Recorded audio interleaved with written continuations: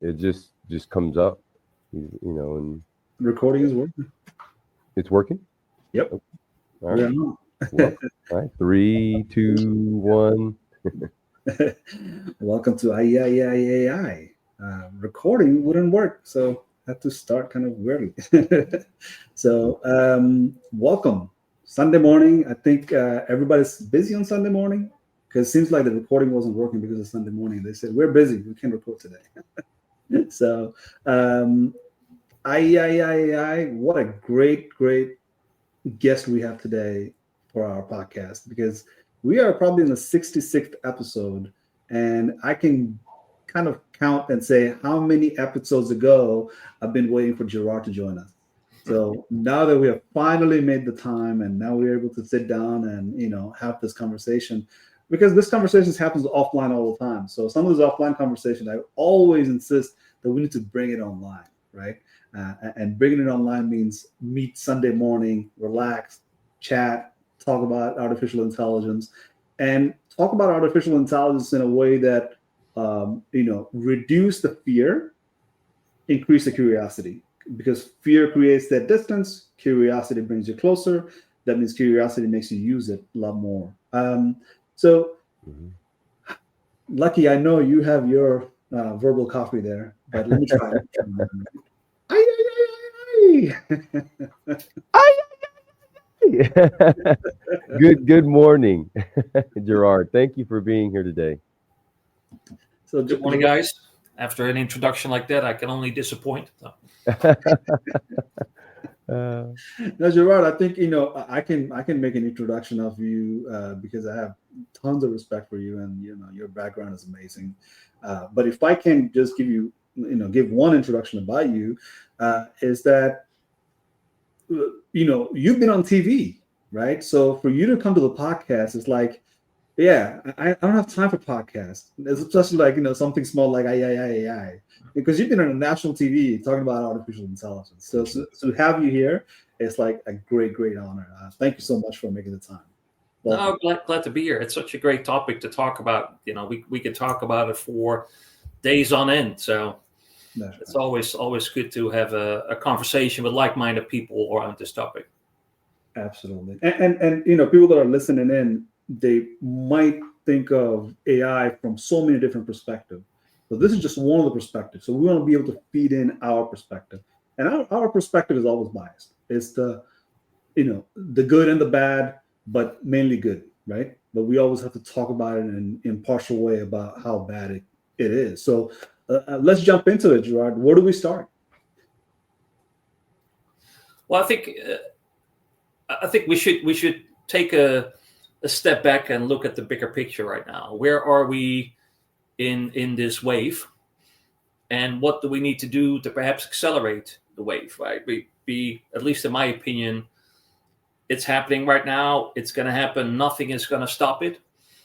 And when we look back at other revolutions, we've seen the same thing, and certainly also the revolutions that have happened in the last 20 years, right? The advent of the cloud, the advent of the internet. Obviously the industrial revolution took a lot longer, and back in those days that all took longer, but it's going so fast right now. So it's almost like, if you don't jump on the train, you need to get out of the way, right? And so taking just a few seconds to say, where are we and how can we accelerate it, right? I think where we are right now is that there's one small group that have already forged ahead and are reaping the benefits of it, right? They were not afraid. These are companies, organizations, however you want to call it, even individuals that were not afraid, that dove in, that saw the opportunity, and now are reaping the benefits. They can demonstrate benefits. I've seen companies, 25% up in efficiency gains, for instance, right? But there's also still a large group that is still having a lot of debates, but not a lot of action.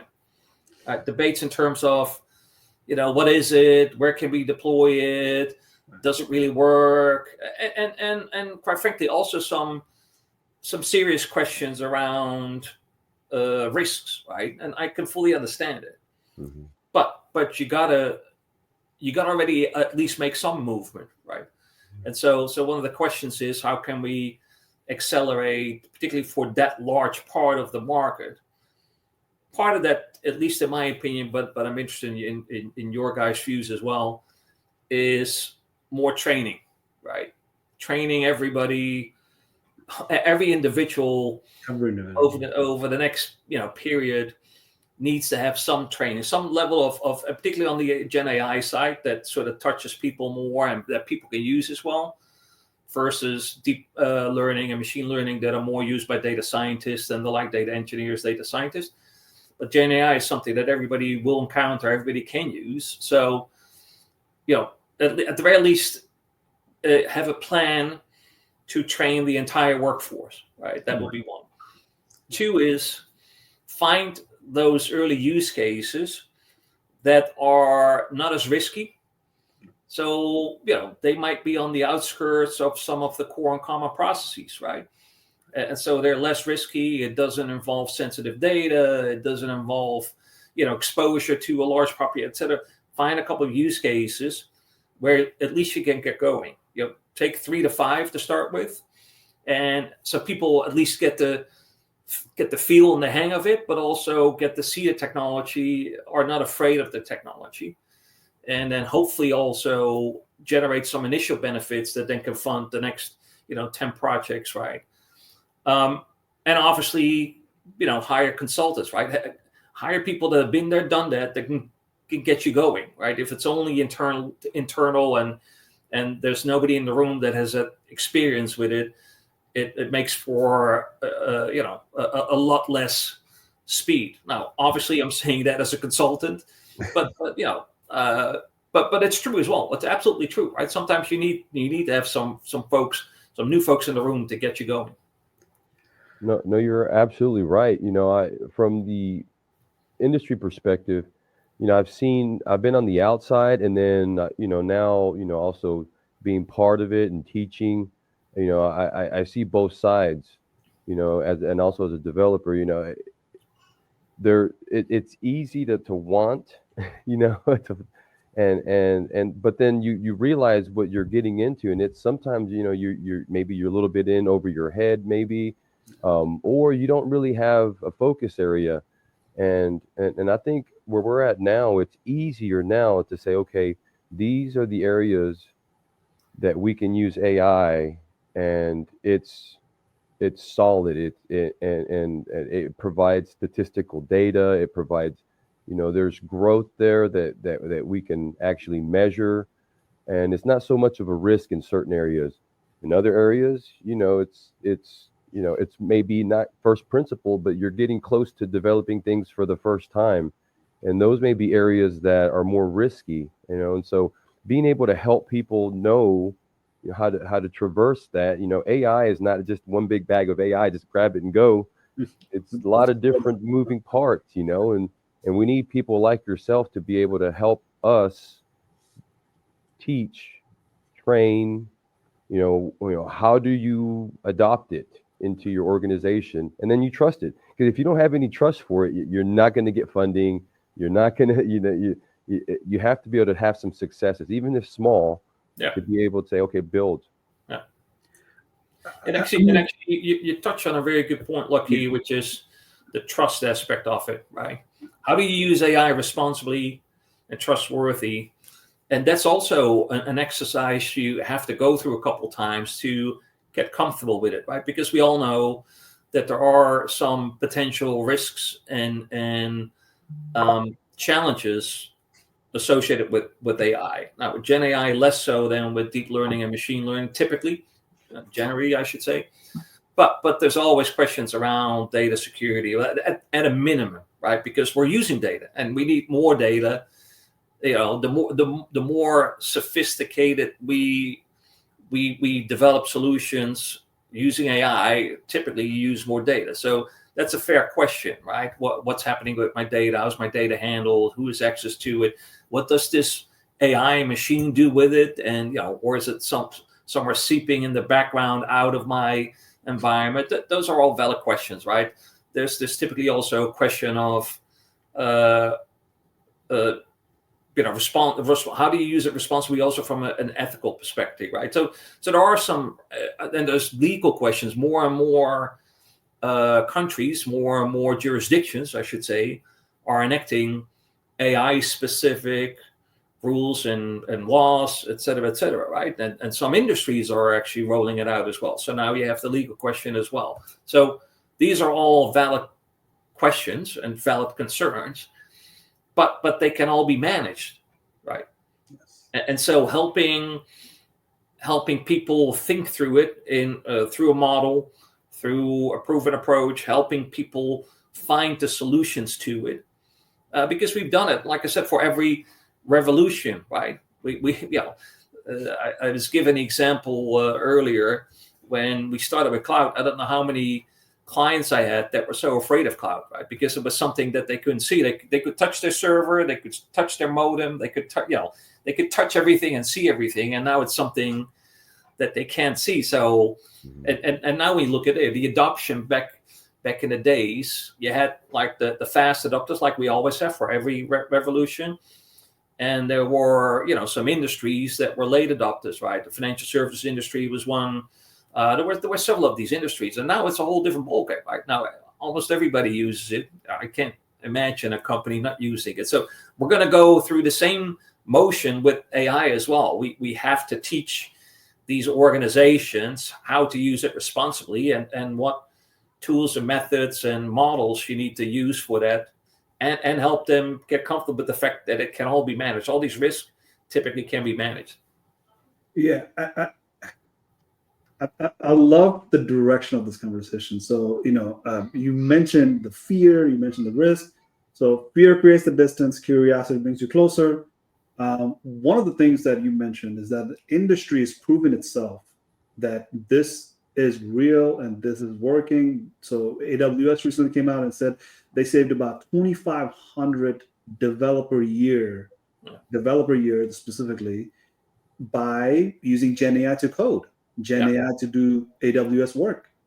IBM went around the industries and they surveyed all sorts of Gen AI use cases.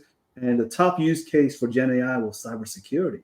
Yeah. And the cybersecurity teams were just elated by the fact that Gen AI can augment the cybersecurity piece of it, which to an outsider who doesn't think about Gen AI, but knows a little bit about cybersecurity, they'll say that's impossible. Well, the industry has proven the fact that what's going on right now, it's working.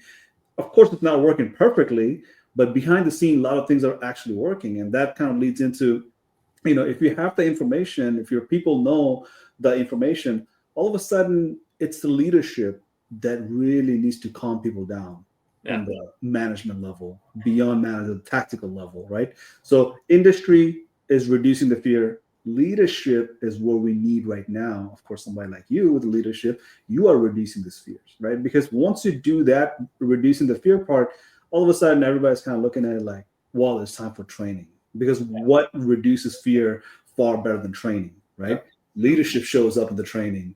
Rookie shows up in the training. The guy who just started yesterday shows up in the training. And they're all having sort of that baseline flatlining of information so that everybody can start from the same ground, right? Or at least see eye to eye on, okay, you're the subject matter expert of this, you're the subject matter expert of this. So what I'm describing here is the community of practice, right? Yeah. We do that a lot with lots of these events like cloud and blockchain and anything that you want to describe. We have a community practice. So this community practice of AI is no different. Well, one of the things that you also said is that like you have to have somebody from outside engage that community of practice, because what's happening is that because of these misaligned information, there's no a team alignment, right? Because the finance looks at it from differently, right? HR looks at it from differently, but the best one I've seen is the guys that are on shop floor, let's say in the manufacturing shop floor, they see it completely differently. They see machine and they think about machine learning. Trust me, I've had experience where people thought these machines are going to grow legs and start walking out. Just the terminology itself throws people off completely. Right? Machine learning is comes out walking, right? So the importance of community practice and the training and engagement. And I think there's one, because I fully agree with you. The community practice, I do agree with you. Some outside perspective, particularly from folks that have been there, done that, that can sort of immediately help you see a use case that you can immediately deploy and get benefits from, but also have proven methods, tools, all that great stuff, right? I think that there's one more, which is pilot project. Not a pilot project because you have to approach everything with a pilot project, but it's more to have people, particularly on the Gen AI side, to have people feel it, touch it, work with it, right? But some folks still have a fear, in addition to maybe not being trained well and not fully understanding it yet, but there's a fear. The fear factor can be overcome by just trying it. And as I said before, try with some in some less risky areas. So if you fail, you fail fast, right? That's fine.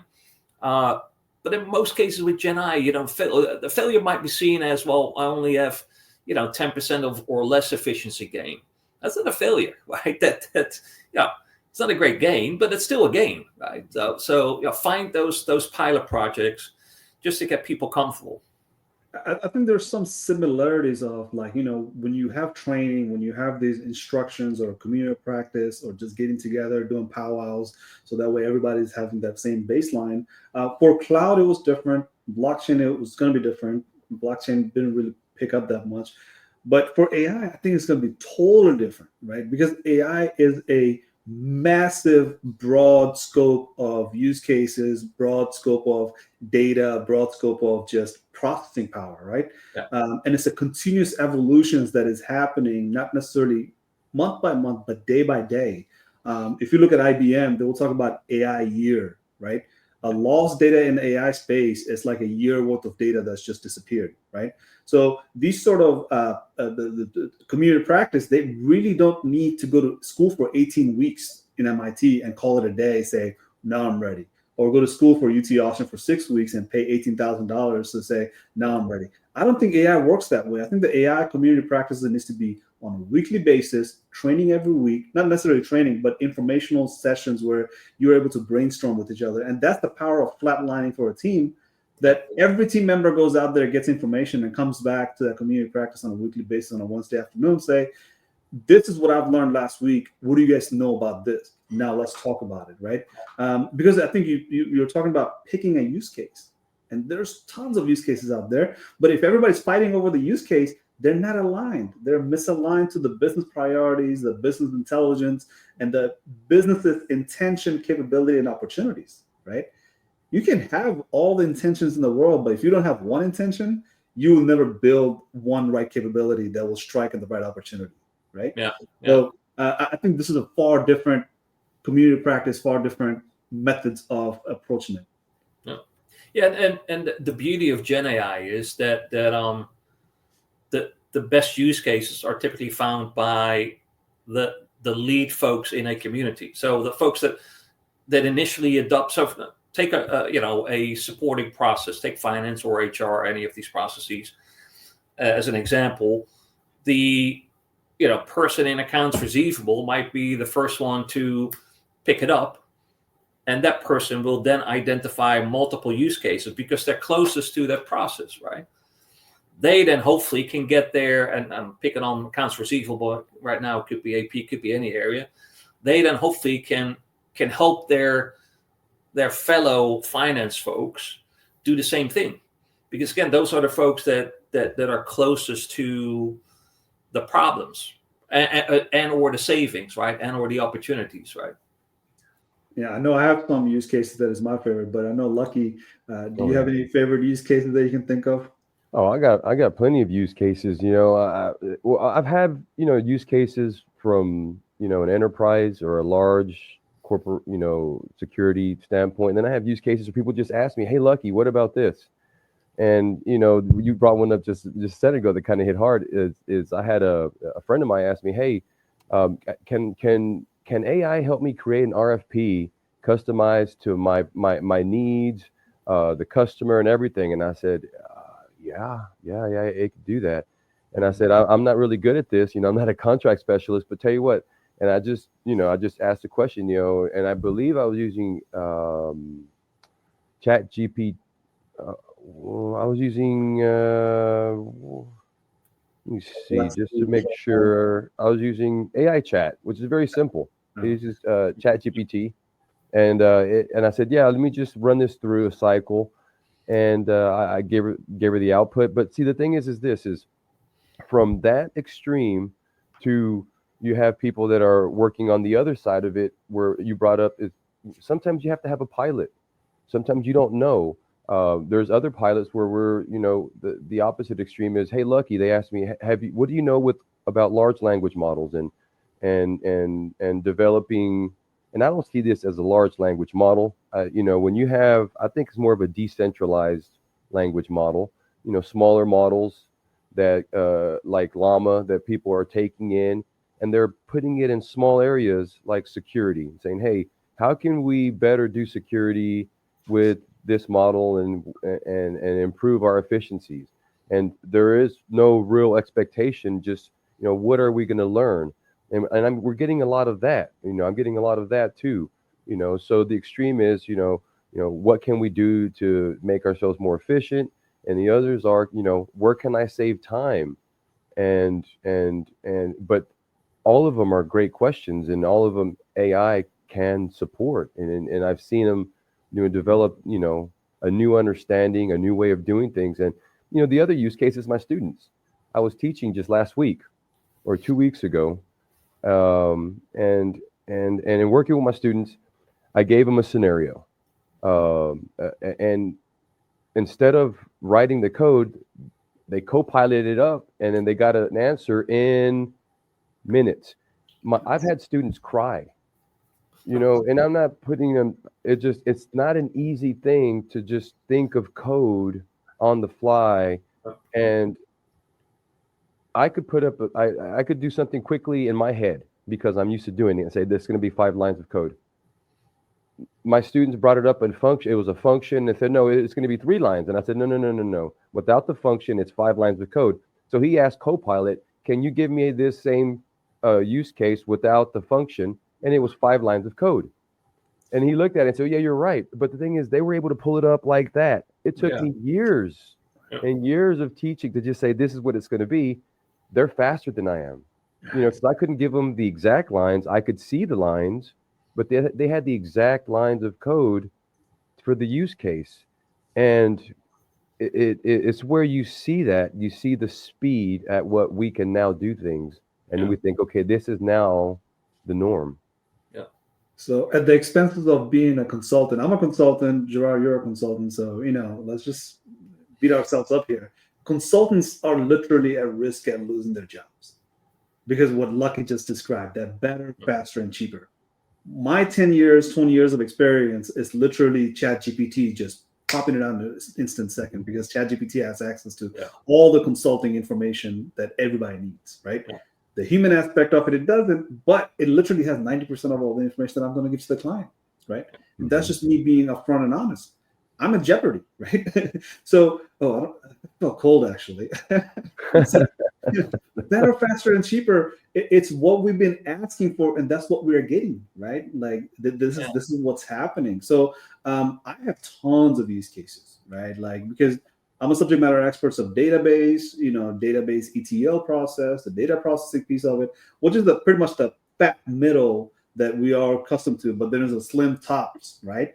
That's like data is everywhere, data use cases everywhere, and here I am, the data processing side of things.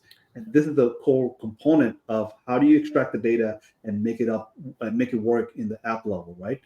Or in your devices. So one of the use cases that you should mention, ARAP, like my favorite go-to, right? But if you look at the RFP piece of it, like everybody will say RFP is probably the easiest one that AI can augment, right? If you look at that piece and you say, well, how would you write an RFP and you have the ability to describe my company in that RFP? If you don't train your Gen AI system to learn about, we'll just call it a standard operating procedure, the SOP, or let's just even say billing codes, right? You get the orders and you bill people. That's what all the business is, right? If your system is not able to read and understand what it is that you're billing, how much are you billing, what does this code means, ARAP goes to the disaster, but RFP doesn't work at all, right? So all of it starts at one point, but where do you start really matters, because at one point we have to talk about interoperability, sustainability, and scalability. Because if you start with the code, it goes to ARAP very easily. If you start with code, it will do RFPs for the rest of the life, right? Like it's just like that's how it is, right? But before we got into the recording, we talked about websites. That is the crucial piece of a lot of businesses, and it is the most vulnerable part of everything Gen AI. Either the bad guys are using it to take down the website, or the good guys are using it to secure their website. And then also doing SEOs, and then also doing lots of these quick updates that previously wasn't possible because it's very static. You have to log into a server to change your website, right? So, oh man, this is an exciting conversation. I do want to go back to your comment around, or consultant becoming extinct, because I don't agree with that, right? And that's probably not a surprise to you, Steve, because as you may know, we wrote a global AI study 12 years ago or something. And in that, we also made the point that it's not going to take over everybody's jobs, because according to the same logic, Lucky will lose his job because cyber will be completely done by AI, which is also not true. Or RFP writers are losing their job, right? I think also going back to the other comments you made, it is better, faster, cheaper, which allows us more time for other things, right? So my main point would be don't be left behind. In other words, adopt AI, learn about AI, play with AI, see how it can make your role, your job, your function better, faster, cheaper, and go with it, right? I don't think many jobs or many parts of the industry are not becoming extinct. They're just becoming faster, better, and cheaper, which is great, because as an individual, we all want, to get rid of some of the mundane tasks and focus on the higher value ones, right? We all want to do that, right? And as a company, that's what you want as well, right? Yeah. I think human brain always looks for optimization of things that are just not necessarily needed, right? Yeah. So, how do you find food? Well, you better have a better, faster, cheaper way to find food, which we do today, right? How do you find your information? Better, faster, and cheaper. Find it the fastest way possible. ChatGPT it, right? We used to do Google because that was the fastest way. Yeah. Now we made it even faster, right? A lot of people joke about the fact that ChatGPT is nothing but autocorrection on a better scale, right? Or autocomplete with Google. So. Yes, I totally agree with you. It's not the people that are at risk of losing their job. It's people that are not using AI is at risk of losing their job, because they're going to fall behind. Like that happened with internet, that happened with cloud, that happened with many other technologies that we've seen, where things are that if you have confidence in technology that exists today, that technology will change eventually. Yeah. And when does it change? We used to have a timeline for it. Right. But now with AI, it's just like, I don't even know when that's going to happen. Right. Like, because it dramatically shifts every month, every day. Right. Yeah. OpenAI has the 12 days of OpenAI where they're just offering up new solutions for the next 12 days, 12 days of OpenAI. Right. So we are talking about use cases here because we talked about training, and this training pieces, we'll talk about use cases. But here's something that I've been fascinated by, which is that how do you make management feel comfortable about the risk that they're about to take? Because they think about risk all the time. But here's what I'm seeing. Yeah. Because it's cheaper, let's just go with the cheap option and put it in and see what happens, right? Yeah. Well, it's not actually making things better and faster. What it's doing is creating a congestion and creating a lot of these setbacks, and to say people are like, well, I don't want to use that anymore because that's nuisance, right? So even if it's cheaper today, it is causing a lot of people to kind of step back and say like, yeah, hold on a second. That better, faster is probably not worth it, because something, which is that it works on this one, it doesn't work on that one. It doesn't have interoperability with this one. And when it does have interoperability, now we're in trouble because cybersecurity comes in. Yeah. Now it's a vulnerability because we didn't really build that access management the way we should have, right? Yeah. So let's get into that, because we're all risk-minded people here, so we can talk about that. You know what I see is I see that we're going to lose that ability to use that creative muscle a little bit or and the creative muscle will be see, I look at it this way. Okay, so if you don't use that ability to create, and you just have something created for you, then it's like over time you lose that ability, and it's going to be lost over generations to like almost like cursive, right? Right? They say you can't use cursive anymore. Well, what is it used for? Well, it's something that it's a skill, and it's something that makes us different. And so you're right. I think with AI gives us the opportunity to have efficiencies, to do things faster, better. And if you get on the train and you adopt it and you learn how to use it as one of your tools, then you'll be better set for the future. That's just a hard fact. But the other side of it is leaning on it so much, the future generations, and I'm not trying to get pessimistic, but again, they just get handed a tool, and now it just works that way, and then they never learned of what it took to get to that point. And I look at it in my students, they were so sharp to say, hey, this is we can do this, and I said yes, but now don't use ChatGPT, don't use Copilot, and tell me the same thing. Right. And that ability, but is that a good thing?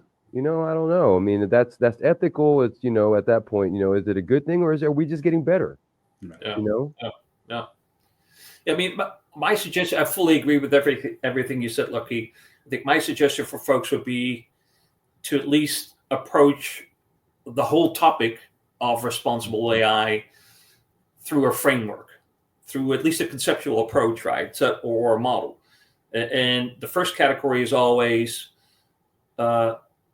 legal and compliance, which is becoming a thing with, so many different jurisdictions have already enacted, like the EU Act, right? AI Act. So many are developing one right now, whether or not it's an industry, whether or not it's a constituency, a country, a region, whatever it is. So there's definitely legal and compliance things, like we always looked at, right? Lucky, as well, from a cyber perspective, that's what you do as well. There's certain, risks and models that we use to counteract that, right? So that the first area is legal and compliance. The second one is ethical, and I'm gonna, park that for a second. I'll come back to that. And then the third one, which is also conceptually not different than the way we've used it in any form of technology, which is risk management, right? And now the difference is that now we're looking at data risk as sort of the highest level of risk, I think, at least. The second one is model risk before you get into infrastructure risk. So a lot of it is the same as we used to approach it, because we always looked at data risk and infrastructure risk. Model risk is sort of the new thing, right? Yeah. That we've introduced. So you have to have, that's why I said you have to have sort of a methodology around it, model, framework, whatever it is, so you can look at this more holistically. Now, going back to ethical, certainly, that is a new, I wouldn't say completely new risk, because we've already had it in technology, but it's a more prevalent risk, particularly when you look at deep learning and machine learning, particularly when you use autonomous solutions instead of augmented solutions, right? I'm just saying there's a higher level of risk. In augmented, you can still have an ethical risk. In Gen AI, you can still have, but typically it's less than in augmented, right? So I would still put it up there, but I can tell you that when you look at some of the use cases we already went through, enhancing, a finance process or an HR process, there's not a lot of ethical, debates there, right? But obviously, when you talk about autonomous cars, well, there's a lot of ethical debates that have been going on for, I don't know, at least a decade, right? So I would put them in those categories, and within those categories, there are already approaches and tools. There's even tools, right? We all know there's trust tools out there already. For instance, if you generate a lot of code, there's tools you can use to sort of check your code, right? As an example. So with every challenge comes a new, solution to help you with that, right? Yeah. Yeah, I think what you're talking about with autonomous and augmentation, I think that is a good way of everybody to say, this is how I approach AI. One is human in the loop. I mean, both has human in the loop, but one literally requires more human in the loop than the other, right? Yeah.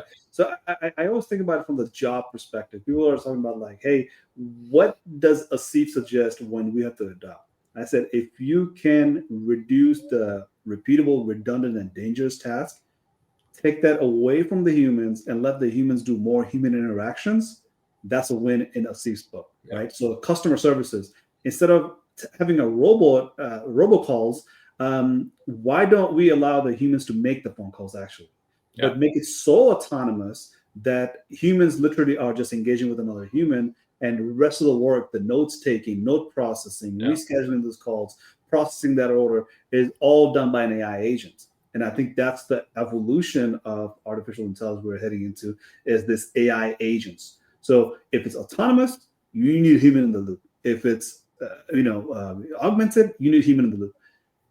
We train the humans to say, this is how the AI will react because this is how the AI is built. That's the first step. That's the first step to any technology.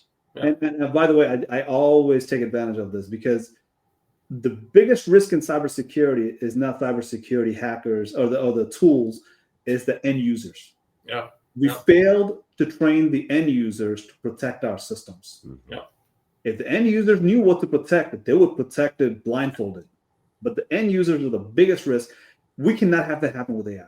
And that is the biggest fear I have, because this is not cybersecurity anymore. This is a societal problem where AI will be abused beyond our control. People will abuse it. There is no ifs and buts about it. And we have to train the end users for that. And see if you know the phrase that I use, right? It's a fool with a tool is still a fool. I use that already this way. I credit you for that. But it's the same. I completely agree with you here. The same holds true, right?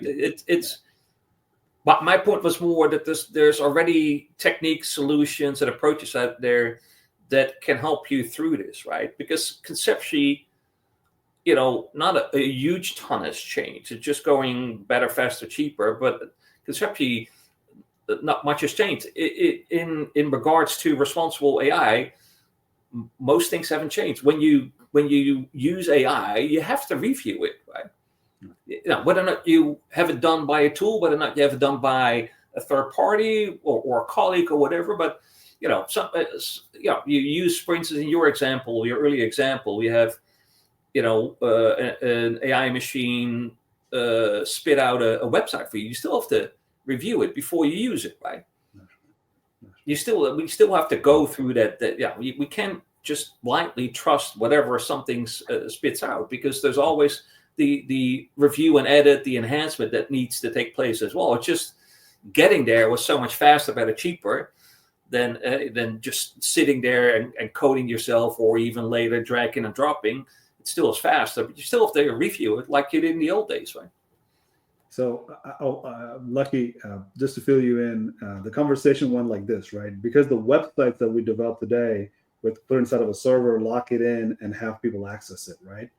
So the infrastructure goes that you develop the website, you put it out onto the internet, and people on the internet is able to access that website because it's sitting on a server somewhere.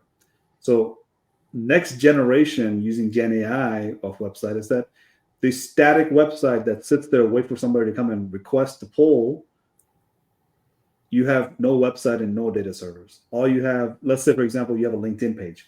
So your business LinkedIn page is continuously being updated with information from your customer review, customer service that you're providing, customer service that you're expert in. And when somebody requests your website using DNS, the same infrastructure that we have, but instead of going into that specific server, it goes out into the ether of large language models, right? Oh, okay. Access the information from the ether, and pops and generates a page instantaneously. Wow. But now you have the know-hows of what this customer is, right? If this is a 24-year-old, is it a 40-year-old? The difference would be that it's based on their personality. I generate a website. It's Gen AI created. So image in the background, all the text will match my business need because of my domain name, right? So there is no static website. And I was talking about those numbers here. So like there's about 1 billion websites in the world, and 400 million of them were used for ChatGPT, right? To train them. And there's not that many that is necessary. Like, everybody needs it, right? Everybody needs to use it on a daily basis. A lot of the static websites are just sitting there. So what if we literally have a website that just pops up? It generates every time you call for it, right? And it generates based off the information from places like LinkedIn and social media, right? If you posted yesterday on TikTok that you guys are selling Maybach instead of, I don't know, some foreign car, now everybody that accesses that website, they will know that Maybach is on your roster, right? Maybach is on the roster of your sales process. So if that's the case, that the last world we're moving into, there's a step-by-step process to it. Mm-hmm. Here's my concerns, is that these step-by-step process, you have to have understanding of all of it, right? You have to have the understanding of all of it, because it's happening so fast, and some of them are not in your control anymore, right? Because somebody else will have control over it. Either it's open source or somebody else that owns a lot of the databases or data servers. But you have to know the process, so that way all the stakeholders are involved to say, yeah, it's just not a website developer's problem. It's the CEO's problem. Because if the website is not working the way it's supposed to, getting hacked, attacked, or my competitor's websites is far better and more personalized than mine is, you have to think about these things, right? And you have to know them because you know the architecture, the infrastructure, right? I just mentioned domain name servers, and you got like no information about DNS. You have to know those little things because that's how people find you, right? Yeah. And previously we said like, oh, let the techies handle it. But now, because of Gen AI, I think everybody needs to have some say in it, the requirement gatherings, some input, the risk behind it. I can just go on forever with this one. Yeah.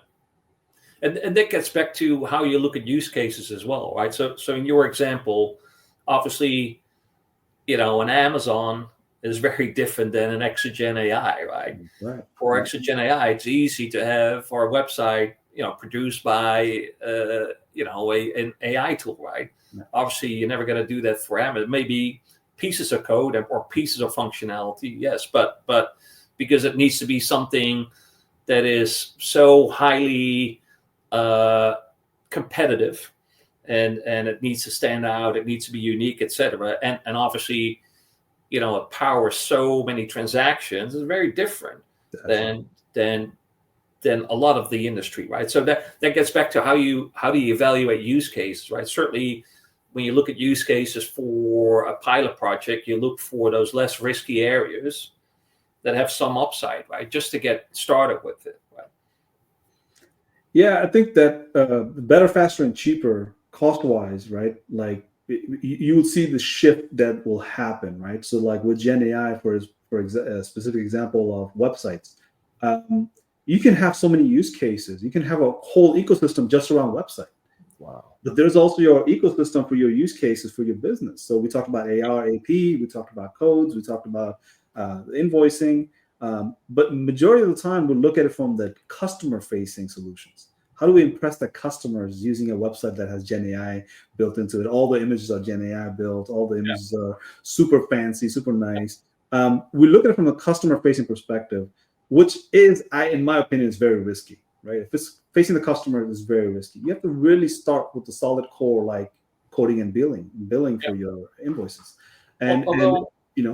Although getting back to what I said earlier as well is, at the very least, you can start with a, AI generated website, and then obviously review and edit, but expand and enhance as well, right? So when you use a public AI engine, obviously it's going to take everything from was it a 400 billion website you said? So it looks at all the sort of the common components, and it grabs that.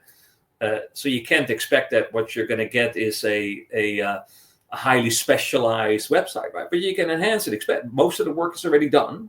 That's right. Now you can individualize it, you can expand it, etc. You can make it more unique, right? Still, you've saved a lot of work. Yeah. Gives you a good starting point for sure. Yeah. A really good starting point, because I'm thinking as you guys are talking about this, there's a lot of different angles that different ways you can take it, but That's definitely, a benefit. And it goes. I see another area that's going to be problematic is just data vectors. Because right now we've always had the problem with, okay, all our data is on the internet, it's on the dark web, and so we know that, our data is out there, but what data is, how is this data being processed? How, and that really needs to be another area of focus for not just security, but like for yourself is making sure that the model is not just works, but is it trustworthy? Just like you said, the website, you have to have a man in the middle. I teach, or Gen AI. There's a certain portion of it that's like stable diffusion. You say do this, and it gives you an output. Then you look at the output, and it has like 6 fingers. You're like, wait a minute, that's not, the humans don't have 6 fingers. So you're like, it's a great picture, and then you look at the fine detail, and you're like, oh, it's off just a little bit. And we still need to be in that gap, like you said, the man in the middle, or the human in the human that's being able to determine whether this AI is, spot on or spot off. Yeah. And for the websites, it's a great thing. But I think the security aspect that I see is just, can you trust the model? Because where is the data? How was it trained, or what was the data vector? And that would be, the focus for, people just that don't know. They don't know. They just, is the model working? Does it work? Is it fantastic? Is it faster? Am I faster? How do we get to that point? And then we need to be able to say, oh, how did we get to that point? Can we trust these models? And that's another area, because it works. Okay. Yeah. And then we're running through, but are we in a stolen car? Is the data, is the data trustworthy, or did we do something that we shouldn't have done? And we don't know, because we just trust the AI works, whatever the AI is, generative AI, large language models, those are the big thing. But those are other areas that we need that people still they haven't got to that area of risk. And people like yourself, Gen AI can help guide people and say, okay, how do we adopt AI, but do it the right way? Yeah.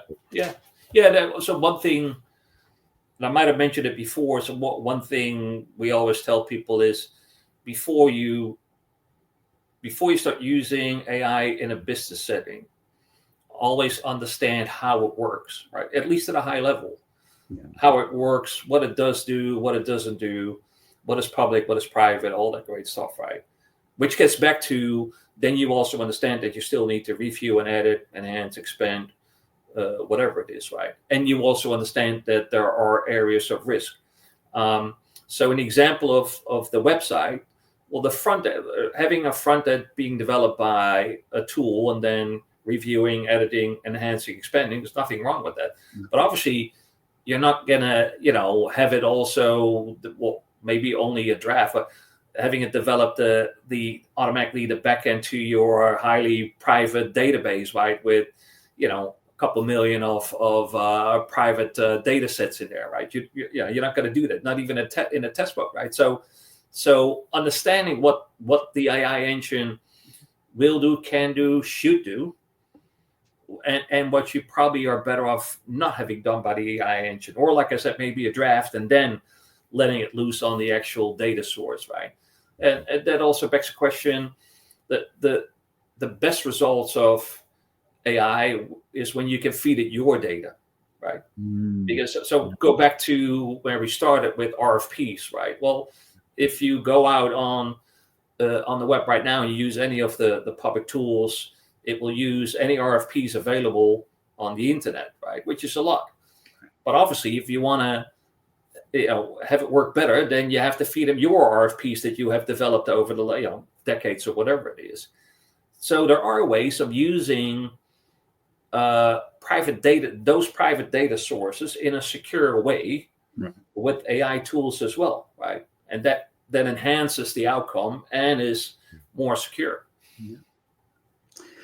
Yeah. So, well, if you can imagine why we talk about this continuously and nonstop, is because we are SMART community, right? Which stands for specialist, methods, advocates, research and training, right?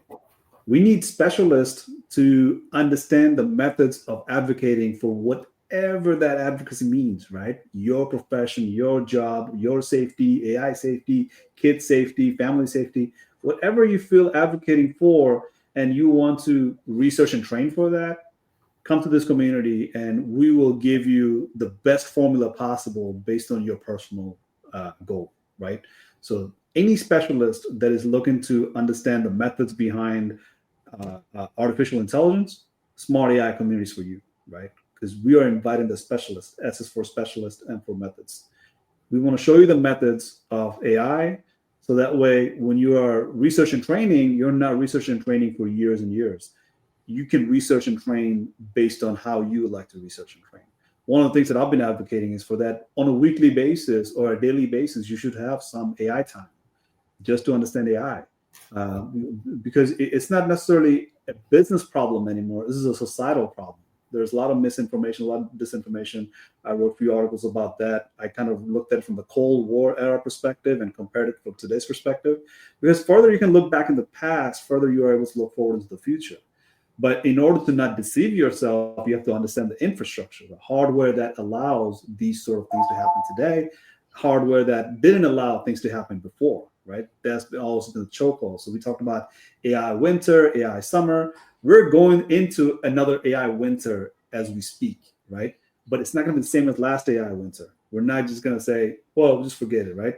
AI winter happened back in the 80s, right? But it came back again in 2010s. It's going to remain for a while. Then we're going to hit the hardware choke point one more time, right? If we don't, great, but still, it's going to be another AI summer coming after that. So it's always been about augmentation and autonomy. We talk about like a lot of RPAs, right? Humanoid robots that are coming into the scenes. I saw Kim Kardashian with robots the other day, and people were just like, my God, these robots are not in the future anymore. Those are literally in people's house, right? So, Smart AI community, if you come to us, you're going to see the information the way you need to see it, which we talk a lot about the power grid. How does AI impact the power grid? How much power is being consumed by the data centers? That if these powers are being generated using water, what happens to the sources of water, right? So if you look at it from the blast radius perspective, from you to AI and all the way to the source of water, we really have to start thinking about how do we do all of this, right?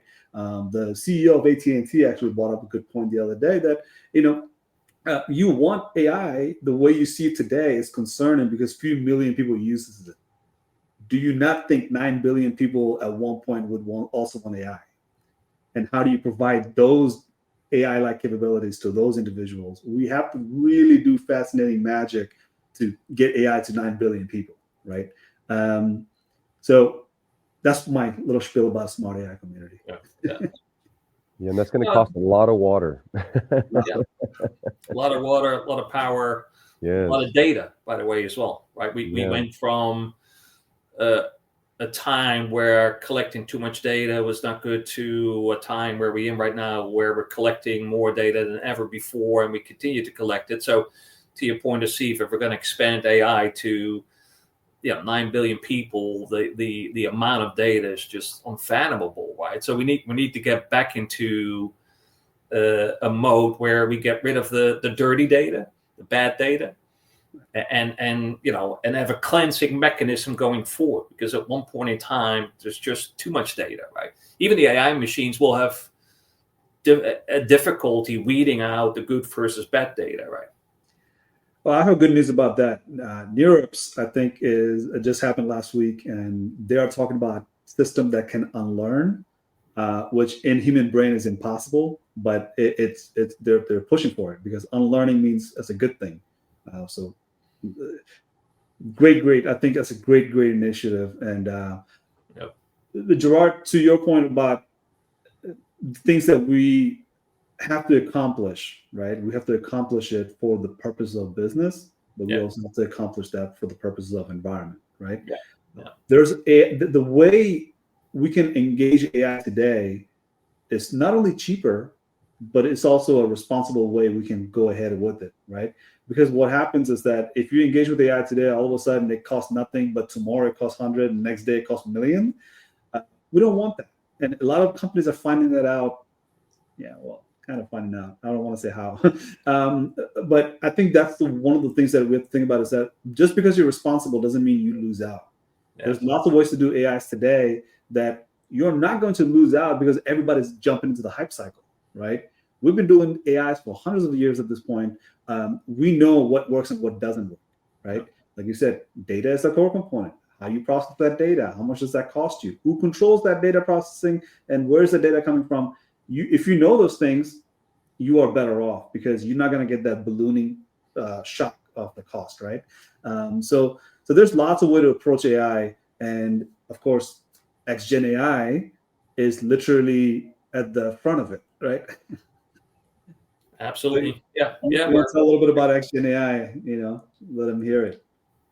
Yeah, I mean, as we discussed on this podcast, there are some challenges and difficulties with starting with AI. There are some challenges and difficulties with using AI. There's questions around AI. What better way to approach it with folks that have been there, done that, right? So even though we're a startup, cumulatively we have probably over 100 years experience, right, with some of the folks that are part of our team. So it's always good to have that sounding board. It's always good to have that guidance around how do I approach it? What are the things that I need to look out for? How can I approach it in a way that it's actually going to generate some benefits for me, right?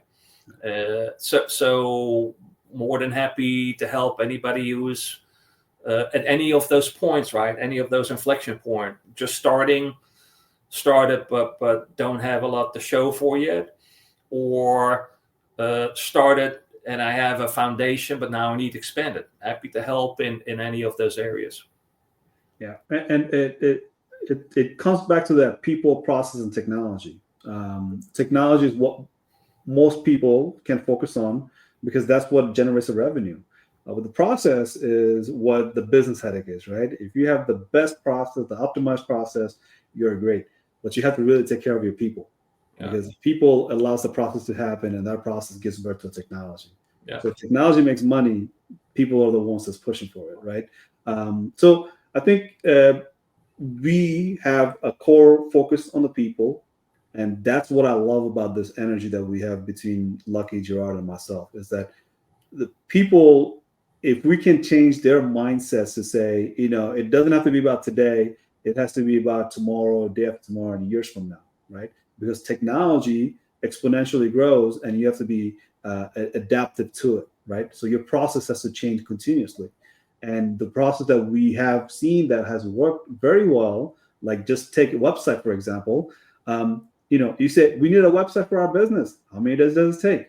Years. Well, that was the case 25 years ago. But today, I can literally pop up a website in 30 seconds, right? Because I use Canva. I just write up some stuff. All of a sudden, I have a link and a website.